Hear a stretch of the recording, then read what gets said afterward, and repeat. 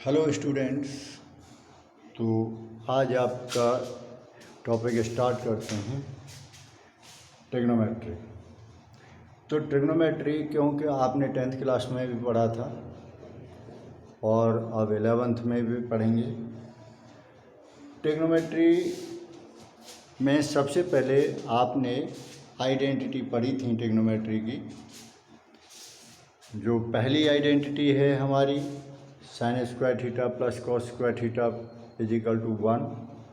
और अब इसका सबसे पहला क्वेश्चन बनता है हमारी ट्रिग्नोमेट्री का कि what is the base of trigonometry. What is the base of trigonometry सबसे मेन क्वेश्चन होता है आपका ट्रिग्नोमेट्री स्टार्ट करने से पहले। इस चीज़ को सबसे पहले टीचर आपसे क्वेश्चन भी करता है और सिखाता भी है। तो अब जैसे आप सभी जानते हो ट्रिग्नोमेट्री का बेस क्या होता है। तो ट्रिग्नोमेट्री का बेस होता है राइट ट्रायंगल। आप सभी जानते हैं कि ट्रिग्नोमेट्री का बेस राइट ट्रायंगल होता है। अब कैसे होता है, अब ये भी सारी चीज़ें आप समझने की कोशिश करना, क्योंकि इसमें लिंक होता है। क्योंकि जो राइट ट्रायंगल होता है उसके अंदर राइट ट्रायंगल में जो 3 डायमेंशन होती हैं, जैसे ये आपका राइट ट्रायंगल है, इसमें ये 90 का एंगल होता है। आप राइट ट्रायंगल को कि तीनों डायमेंशन के नाम अच्छी तरह से जानते हो। 90 के सामने वाली साइड को सदैव हाइपोटेन्यूज कहते हैं और जो रिमेनिंग 2 साइड हैं, एक को हम कहते हैं परपेंडिकुलर और दूसरी को कहते हैं बेस। अब क्वेश्चन ये आता है कि कभी कभी स्टूडेंट क्या गलती करते हैं कि सदैव इसको परपेंडिकुलर मान लेते हैं, इस वाली साइड को परपेंडिकुलर मान लेते हैं, लेकिन ऐसा नहीं है। इसको भी डिफाइन किया जाता है कि परपेंडिकुलर कौन सा होता है। 10th क्लास में आपको बहुत अच्छी तरह से बताया जाता है कि जो परपेंडिकुलर है, परपेंडिकुलर होता है कि हमें जो एंगल दे रखा होता है ट्रिग्नोमेट्री रेशो के अंदर। आप जैसे मान लो ये एंगल दिया हुआ है थीटा, तो जैसे एंगल ट्रिग्नोमेट्री रेशो में लिखा होता है साइन थीटा, तो इसको हम एंगल कहते हैं। और ये नाम जहाँ भी फिगर में यानी राइट ट्रायंगल में दे रखा होता है उसके सामने वाली साइड को परपेंडिकुलर कहा जाता है। और ये होता है परपेंडिकुलर और बची हुई साइड ये होती है बेस। तो इस तरीके से राइट ट्रायंगल को रिप्रेजेंट किया जाता है। ये हाइपोटेन्यूज है, ये परपेंडिकुलर है, बेस है। अब इसमें इसका जो तीनों साइड का, तीनों डायमेंशन का जो रिलेशन है, वो रिलेशन भी आपने 10th क्लास में पढ़ा। यहाँ पर ज्योमेट्री के अंदर आपने पाइथागोरस थ्योरम पढ़ी। तो पाइथागोरस थ्योरम में आपने इसको पढ़ा था कि हाइपोटेन्यूज का स्क्वायर इजिकल टू परपेंडिकुलर का स्क्वायर प्लस बेस का स्क्वायर। ये चीज़ आपने पढ़ी थी। अब हम यहाँ पर आगे चलते हैं। अब ये सीखते हैं कि इसका लिंक हमारी ट्रिग्नोमेट्री के साथ किस तरीके से। तो वहाँ पर आपने सीखा था कि पंडित बद्री प्रसाद आपका एक फार्मूला है जिससे कि हम ट्रिग्नोमेट्री रेशो को डिफाइन करते हैं कि sine theta is equal to P upon H यानी परपेंडिकुलर अपॉन हाइपोटेन्यूज। इस तरीके से उस फॉर्मूले को आप बहुत अच्छी तरह जानते हो। तो अब इसका लिंक किस तरीके से बनता है अब 11th क्लास में। अब ये देखिए, तो अब हम सबसे पहले लेते हैं, क्योंकि ये साइक्लिक एंगल चलते हैं, कि ये एक यूनिट सर्कल लिया, ये एक यूनिट सर्कल लिया। यूनिट सर्कल का मतलब होता है जैसे इसका ये सेंटर है, ये रेडियस है, हमने इसको एक्स एक्सिस मान लिया और इसमें से रेडियस का पार्ट कट गया ऐसे करके। और इस सेंटर पर जैसे ये वाई एक्सिस हमने रिप्रेजेंट कर लिया। अब इस सेंटर पर हमने कोई भी एंगल लाइक दिस ये बना दिया थीटा, ऐसे करके। ये आपको क्या बताया मैंने, ये बताया मैंने कि ये कोई यूनिट सर्कल है। यूनिट सर्कल का मतलब होता है कि इसकी जो रेडियस है वो 1 यूनिट है।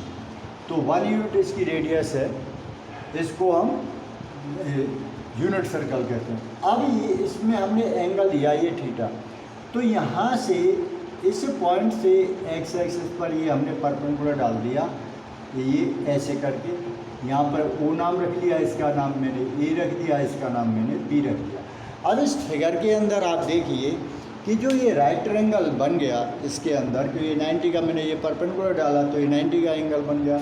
अब इसमें ये रेडियस यहाँ पर आ गई और रेडियस तो अब भी यहाँ पर भी 1 रहेगी, लेकिन इस राइट ट्रायंगल के अंदर 2 साइड और आ गई आपकी OA और AB। तो जब ये राइट ट्रायंगल है तो ये तो हाइपोटेन्यूज रहेगा।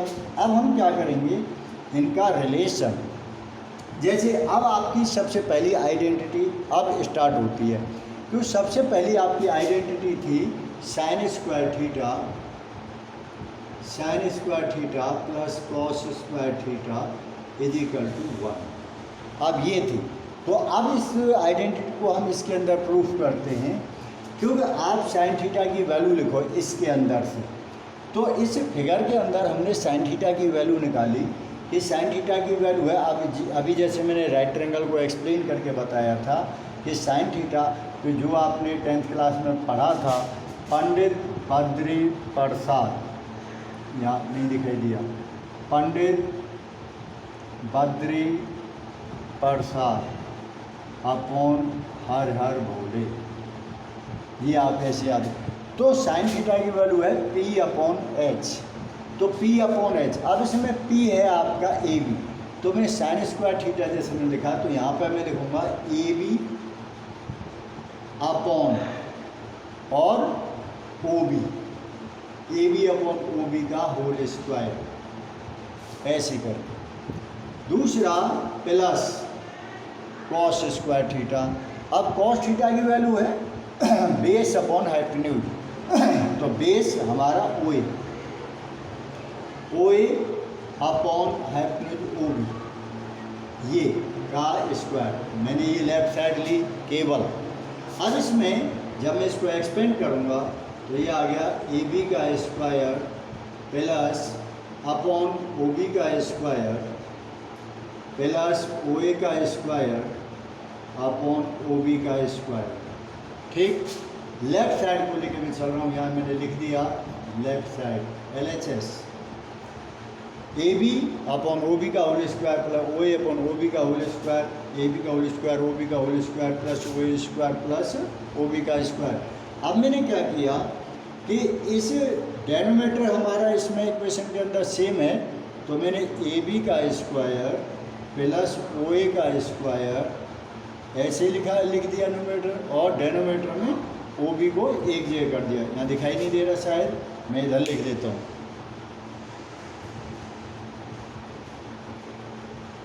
तो मैंने इसको ऐसे लिख दिया AB का स्क्वायर प्लस OA का स्क्वायर अपॉन अपॉन OB का स्क्वायर, लाइक दिस। अब यहाँ पर OB आपकी रेडियस 1 है, तो ये AB square plus OA square, अब यहाँ देखो AB square plus OA square, ये हाइपोटेन्यूज के बराबर आ गया। तो इसकी जगह मैं AB स्क्वायर पर OA स्क्वायर को मैं कितना लिख सकता हूँ, पाइथागोरस थ्योरम से OB square upon OB square, तो दिस इज इक्वल टू कितना आ गया, 1 आ गया। तो ये जो हमारी आइडेंटिटी थी कि sine square theta plus cos square theta is equal to 1, यहाँ पर आप लेफ्ट साइड को लेके चले थे इस सर्कल के अंदर से। जब लेफ्ट साइड को लेके चले तो हमने राइट साइड को प्रूफ कर दिया कि लेफ्ट साइड हमारी sine square theta plus cos square theta is equal to 1 होती है। यहाँ पर आपने लेफ्ट साइड ली और लेफ्ट साइड लेके आप आगे चले तो आपकी राइट साइड प्रूफ होकर आ गई। इसी तरीके से तो अब ये 1 आ गया। इसी तरीके से जो हमारी दूसरी आइडेंटिटी है, हमारी दूसरी आइडेंटिटी है 1 प्लस tan स्क्वायर थीटा। अब उसको भी हम इसी तरीके से कर देते हैं। अब मैं इसको रब करूँगा तो देखिए, इसको मैंने यहाँ से हटा दिया। अब मैंने दूसरी आइडेंटिटी को लिया, तो दूसरी आइडेंटिटी है हमारी sec square theta minus tan square theta is equal to 1, ये है। अब यहाँ पर सेक थीटा की, अब इसकी लेफ्ट साइड को हम लें, लेफ्ट साइड ये हमने ली, तो सेक थीटा की वैल्यू, सेक थीटा होता है कॉस का रेसिप्रोकल, और कॉस की वैल्यू है हमारी बी अपॉन एच, यानी बेस अपॉन हाइपोटेन्यूज। तो अब रेसिप्रोकल लिखेंगे तो एच अपॉन बी लिखेंगे, तो हाइपोटेन्यूज अपॉन बेस। तो यहाँ पर hypotenuse upon base sec square theta ये आ गया, minus tan perpendicular upon base होता है, तो परपेंडिकुलर अपॉन बेस, ये ऐसे करके ये लेफ्ट साइड ले ली मैंने। अब मैं क्या करूँगा, इनकी वैल्यू, हाइपोटेन्यूज क्या है, हाइपोटेन्यूज है ओ बी, तो हाइपोटेन्यूज यहाँ ओ बी है, ओ बी का स्क्वायर हो गया अपॉन बेस, बेस है हमारा ओ ए, तो ओ ए का स्क्वायर हो गया, माइनस पी है हमारा ए बी का square upon base O A का स्क्वायर, ये आ गया। अब इसमें दोनों के अंदर ये आया O B square upon minus A B का स्क्वायर अपॉन ओ ए का स्क्वायर, ये आ गया।